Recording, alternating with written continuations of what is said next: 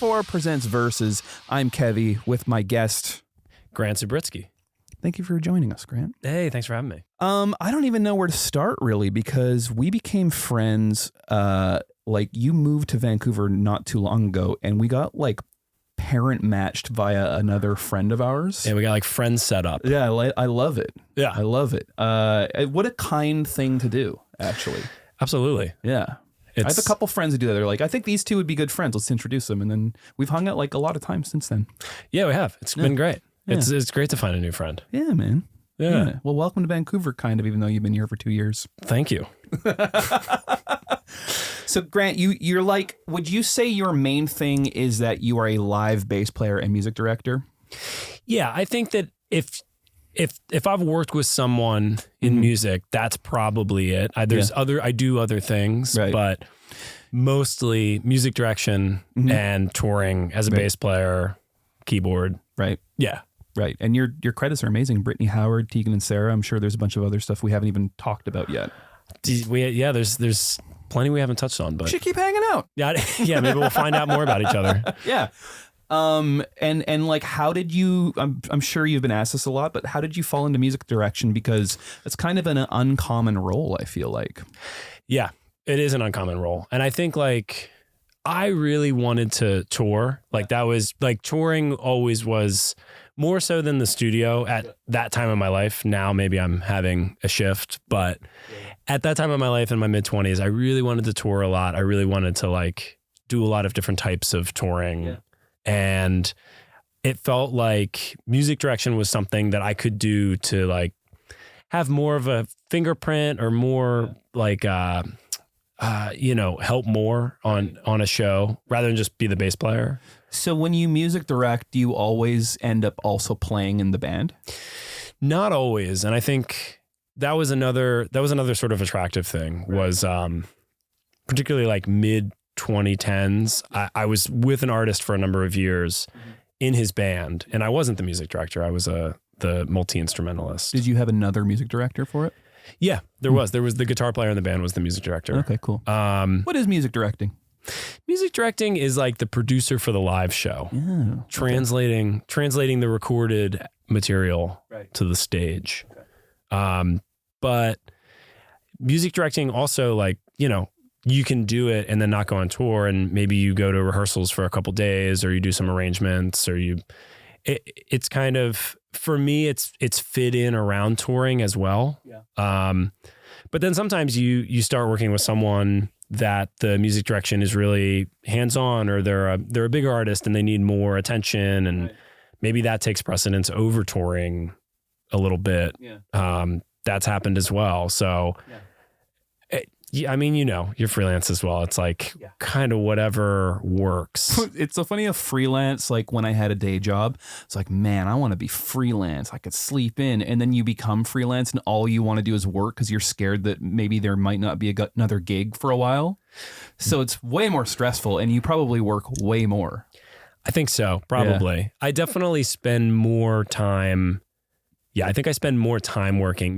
But I don't. Sometimes I wonder if I'm efficient or not. I think you're really efficient.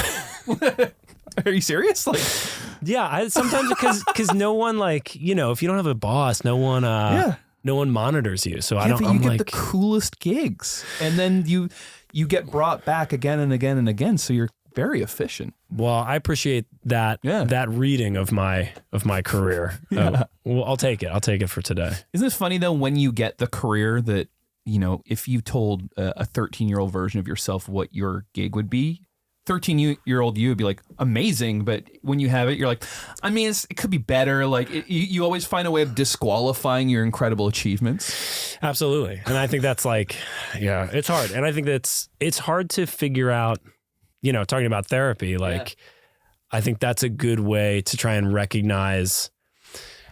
Sorry, I'm going to back up for a second. Yeah. I feel like I don't want to be the person that's like constantly looking back at what I've done. Like I always want to look forward and talk about like what I'm going to do next. Yeah.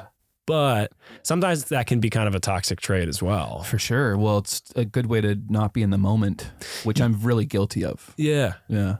Yeah. So I am trying to have a better balance about that. There's a comedian, named Neil Brennan. He's really funny. He's like this amazingly accomplished person. He co-created Chappelle's Show, and yeah. But he has depression issues, and he has to keep a card in his wallet with all his achievements on it. He like reads daily. He's like, okay, I'm not trash. I'm not a loser. Like it's pretty. You know what I mean? Like, so it's like the grass is always greener, I feel like, but Totally. that's what's kind of cool. Like, in sort of like meeting you and becoming friends with you, I think you're one of the most humble and successful people I know.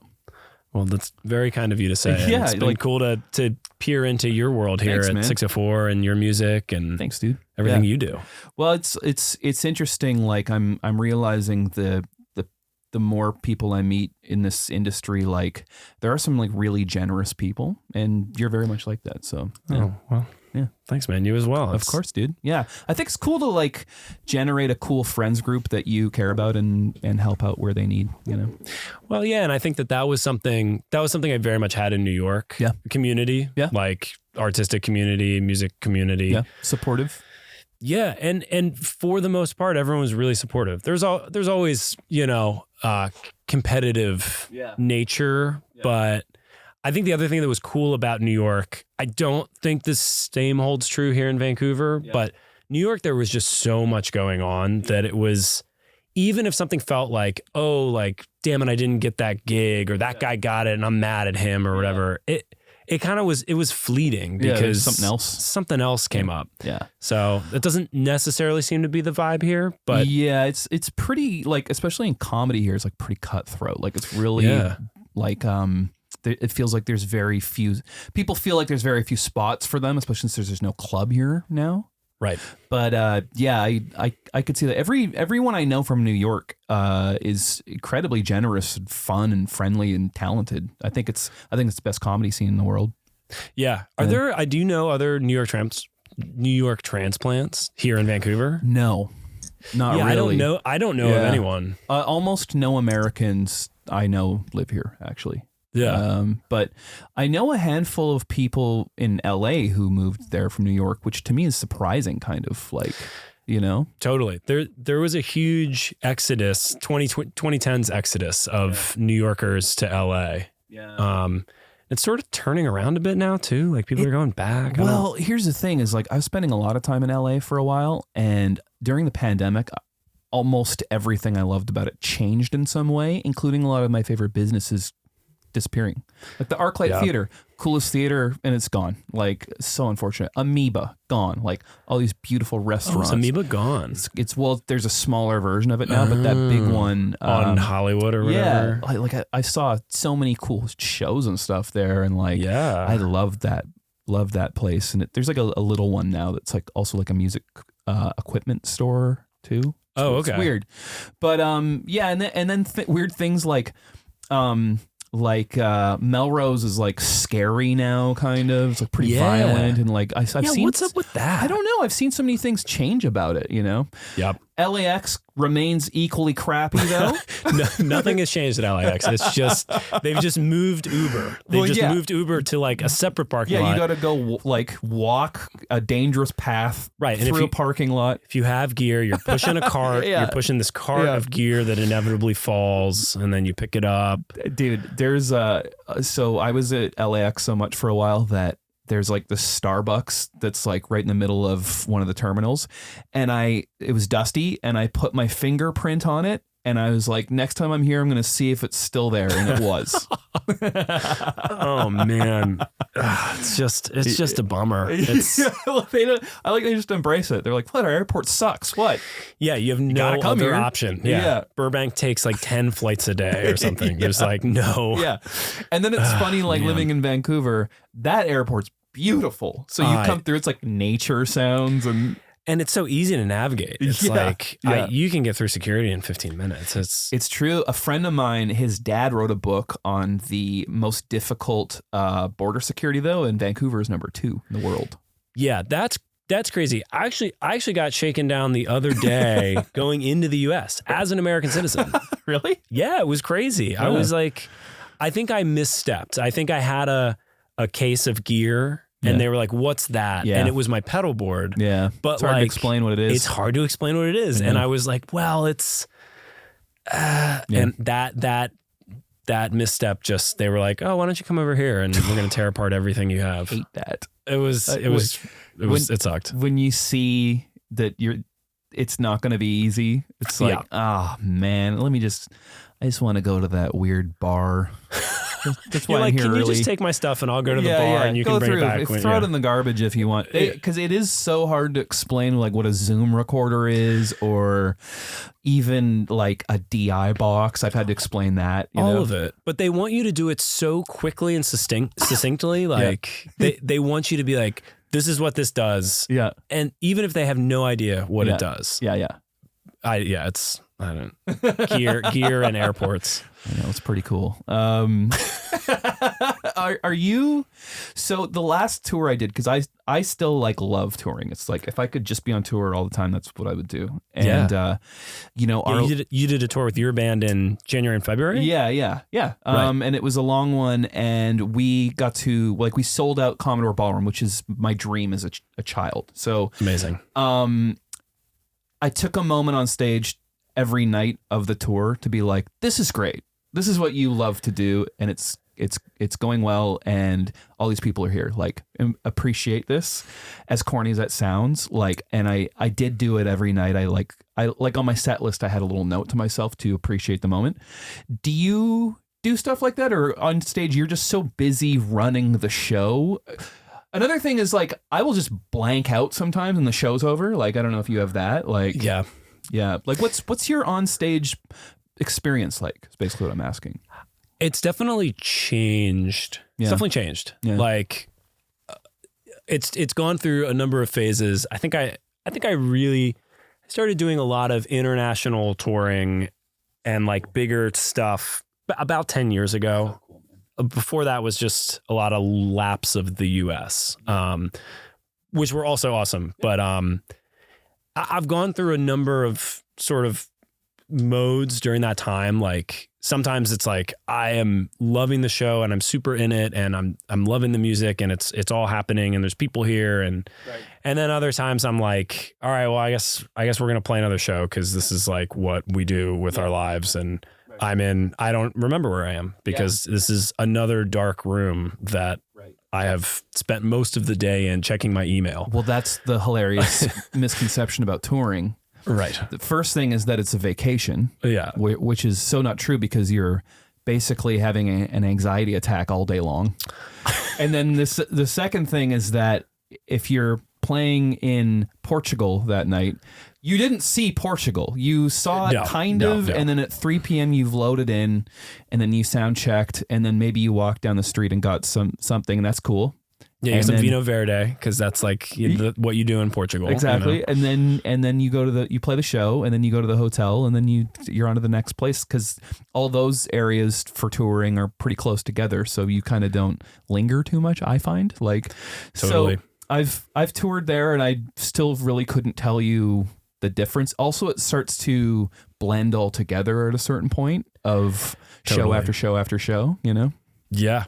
And I will say, I think that these days I am trying to be, maybe like taking a page from your book, trying to be more grateful and be like, wow, actually, it's actually insane that I'm still doing this. Yeah. Like, and that in and of itself is amazing. And so this last run with Tegan and Sarah 2 weeks ago, I definitely tried to have that moment on stage every night. And I think I did. And, that's I love playing with that band too. Yeah. The musicians are great. The girls are amazing. We have fun. We all get along, and it is a fun show. So there's I think those shows, there are those moments where the music opens up and you can be like, wow, this is cool. Like we're playing music and there's a lot of people here, and it's easier to have that moment with that group in particular. Right. Yeah. I mean, it's a luxury to get to perform with people you actually like, and total luxury to get along with, and especially the travel, the like foreign traveling. I mean, anytime I've gotten to do it, like I remember when my band toured Japan. On the way there, me and the guitar player were like, this feels like we tricked somebody into like having us do this. Like, we so don't deserve this, you know? Right. And I was like such a bad high school student that I just kind of assumed that I would just be a broke, a bad adult. Yeah, for real. Like, and my self-esteem was so bad because of that when I started getting these like cool opportunities because of a band I made, it was like, this is insane. Like, right. There's some real like life goal, unrealistic shit going on. Yeah. Were you a good student? I was a pretty good student.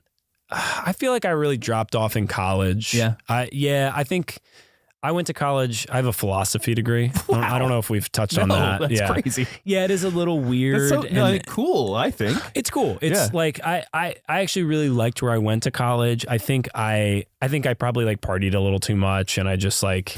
Where did you go? I went to Hamilton College. Okay. It's in upstate New York. Cool. It's cool. Yeah. It's small. Yeah. It's like it was smaller than my high school. Wow. Okay. Yeah, which was like a kind of a trippy thing. Yeah. But yeah, I think I fell off in college a little bit, but then, it was really hard. New York was hard to moving there when I was 22 and like just making enough money and trying to play music. And that was like a pretty difficult feat. So I think I kind of got my work ethic back a bit when I got to New York. I kind of like let it slouch a bit in my late teens, early 20s. Well, I don't know. It's like high school for me was so difficult to get through that by the time it finishes, like I have to go do more education. It's like the last thing I want to do, but I went to audio school. Okay. Yeah. Yep. And, but I'm still not great at that because it's like I got to like do it. I can't have lectures and stuff like really don't work for me. No, and I think that's where I got a little separated from philosophy, where it's because it's all theoretical, right? Yeah. Philosophy is just theories. Right. And so I think while I liked it and liked the source material, at some point it just felt like, I don't know what I'm supposed to do with this. Like, what am I? It's interesting though. Like it's interesting. It's a cool thing to learn. It helped my like deductive reasoning. You can deduct the hell out of some reasoning. I've seen it. Yeah, I can really deduce. It's funny, like this friend of mine that went to high school with me, like we went to a performing arts high school. Oh, cool. And they literally had to separate us because we were so annoying to the teacher in French class. They separated us, and this is in 8th grade.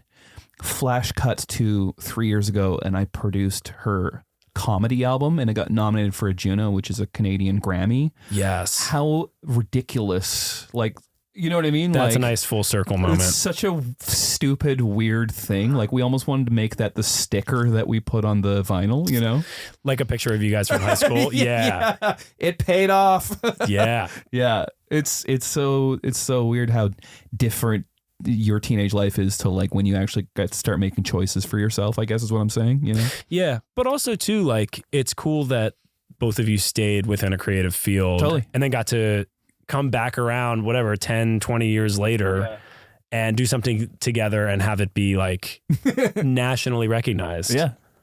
Thank you. Yeah. It's pretty cool. That's pretty awesome. Do you, when you have, children, are you going to be open to them like following in your footsteps music wise? Great question. Or would you be like, this is so stressful. Absolutely do not do this. No, I think both my wife and I really value music and want to provide a musical household. For a profession, I don't know. I think it's like, I think you have to really love it. And even if you really love it, there are so many things that I do in music or in my career that kind of don't have to do with music. And those are parts maybe I don't love. Like, but to me, it's like, I still get to do enough music that it outweighs the admin or the renting audio gear or like, get these things that you have to do. You have to like look into the bands of the wireless to know what frequency bands are available. Like, it's so funny though. Like I've learned to like really enjoy stuff like that because it's so interesting after you've been in the weeds of it for so long. Sure. You know? Absolutely. Yeah. Like you're a mixer. Yeah, I mix stuff sometimes. Yeah. I think you're like, every time we talk about it, like, I feel like I learned something. So I think you're doing. Therefore I mix. No, but the kid thing, I would encourage them to, do it. And I think like piano lessons are like in my child's future for sure. Yeah. That is, yes. Yeah. But past that, I think it's going to have to be a bit of like a self-starter scenario. Fair enough.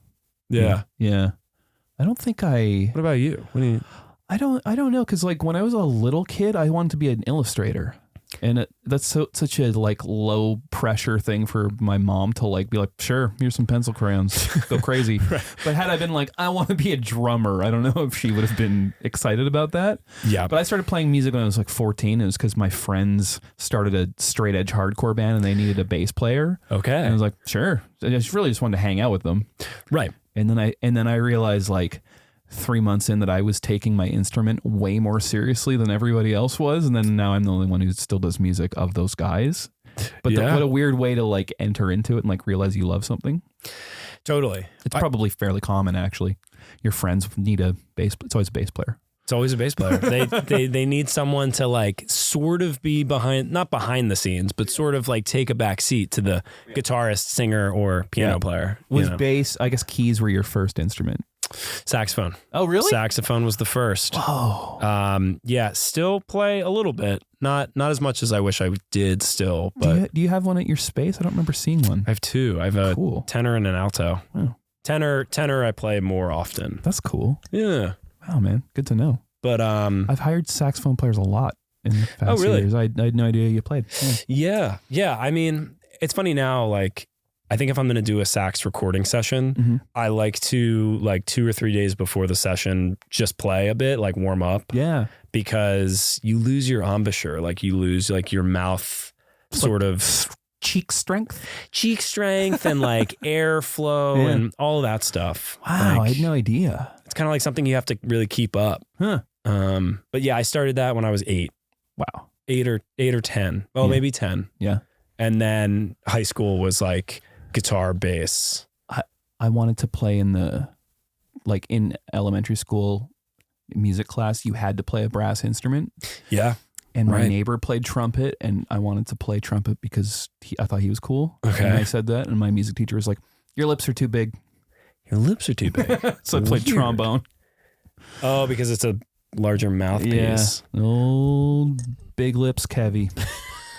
Yeah. That's a weird... That super embarrassed me when she said that in front of the class. Your lips are too big. I mean, what a weird thing to say for a kid. Do you like how traumatic I'm making my childhood sound right now? This whole episode is like, high school's... Elementary school, even worse. Yeah. Let me count the ways. It's funny though how like you are just so like fragile. It's like any like attention being directed to like you, like for me, my lips was like, oh Jesus, so embarrassing. Yeah, then you start like pulling your you're like, I don't know. I don't have lips. Yeah. You go cut them off. I remember my friends and I, we would walk to school and we would just stop at this patch of rocks and just wail trees with them.